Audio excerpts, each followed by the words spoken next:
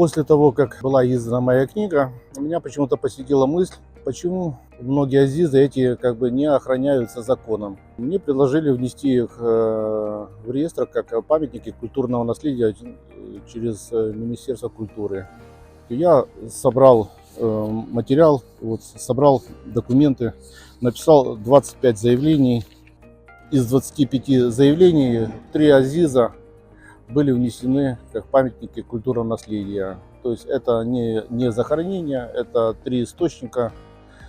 Один находится в районе Большой Ялты, поселок Голубой залив, называется он Аян-Азиз. О нем есть упоминание в начале 20 века, если я не ошибаюсь. И 2 азиза, которые находятся в селе Генеральское. Это Джейн Чохрах и Ай Алексей Чохрах.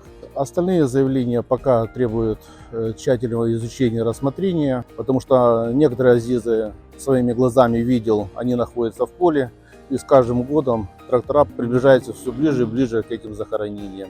Если они их включат в реестр, то таким образом они будут хоть как-то охраняться законом.